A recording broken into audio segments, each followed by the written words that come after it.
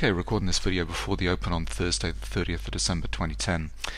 Market's a little bit quiet at the moment, so I thought I'd do a post based on the bond market and the interest rates on the last couple of days, because a pattern came up that I think is kind of interesting. It's a pattern I call the spike. On Tuesday, 28th of December, we had this kind of move in interest rates. This is the 10-year interest rate, and you can see it kind of spiked up pretty hard, above 3.4, and then we kind of had a reversal of that move yesterday. If we look at the TY, the 30-year, exactly the same kind of pattern here, kind of a spike up in rates above 4.5, and then a reversal the next day. We're reaching some kind of exhaustion in terms of rates on basically the 5, 10, and the 30-year are all kind of showing this kind of exhaustion pattern here, and that means kind of a low in bonds pricing for the time being. But the reaction to this move on Tuesday was fairly extreme in a couple of different places. So I'm just going to show you some commentary. First of all, Zero Hedge talking about on this day, so 28th of December, the entire bond complex is again in free fall. Not that I disagree with anything that Tyler Durden says, but the language is fairly extreme in terms of free fall. I see something different in my charts.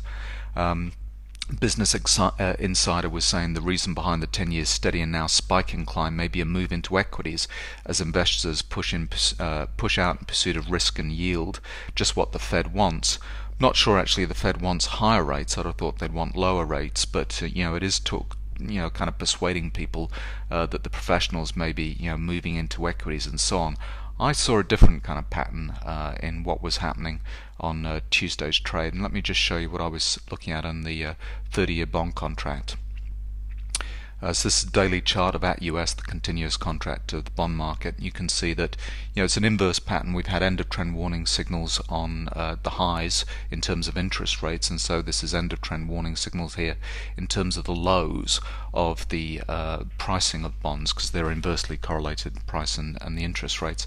You can see that we've had our exhaustion selling on the downside, so this move kind of topped out a couple of months ago. We've kind of had end of trend warning signal, exhaustion selling. We've had a flush selling signal in terms of here, and then a few probably last week I talked about this on the videos, just talking about this kind of low volume move, and you can see a lot of these kind of down bars are low volume down bars. We have one here, another here, showing a lack of supply at this point.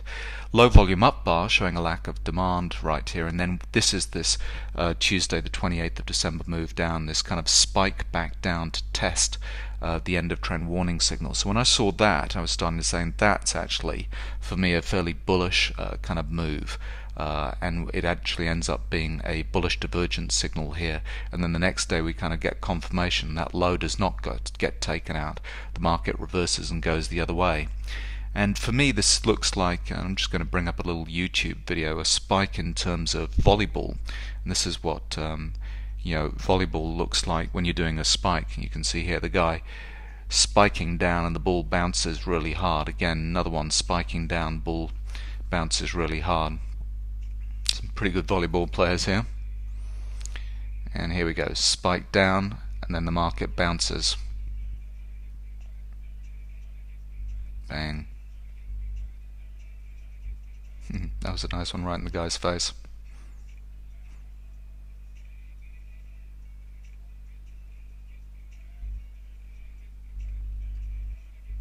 Anyway, I think you get the point. This activity kind of coming into the lows is, in my view, the professionals spiking this market down and seeing who's going to sell at this point, and it's convincing the general public that rates are going to continue to rise and that this bond market is in free fall. And when after the next couple of days activity shows us strength, that down bar there, kind of long range, spiking down, testing the lows, is actually a signal that the market is not going to go lower and in fact is going to rally. So we'll watch this. I might do a post in a week's time. Let's see what the activity kind of plays out.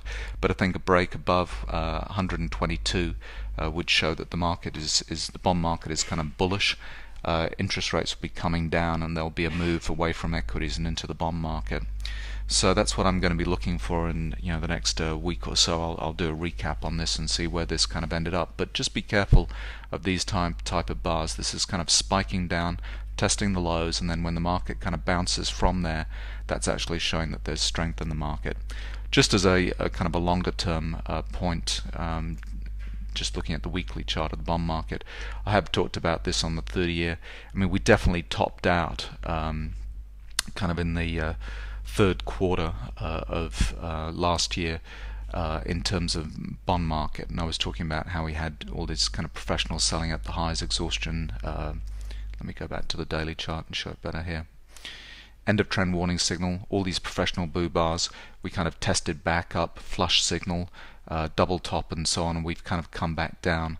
Now longer term, I'm saying that that's an important high in terms of the bond market, but these kind of trend moves don't last. Downtrends don't last forever. We're going to get some kind of rally. We've not seen a lot of professional blue bars kind of coming back in here, as we saw a lot of professional selling at these highs. So I'm not kind of convinced that the professionals are saying that this is the bottom in this market and now we're going to develop into a strong uptrend. But from points like this, we're going to get some kind of reaction. This move has run its course for the time being, likely to see a bit of kind of strength in the bond market over the next few weeks, and then maybe a resumption of the downtrend. But just be aware that this kind of move for me showed a spike down and then some strength in the market after that. And then we're also coming into, on the weekly charts, this is a weekly chart, the same thing, 30-year bond contract, a cyclical turning point, no supply. That was a little amateur down bar here, just testing those lows and so on. A bit of a long-legged doji here on this weekly chart just before Christmas. So wouldn't be surprised to see a little bit of strength in the bond market kind of going forward. So there we go. Don't forget the spike pattern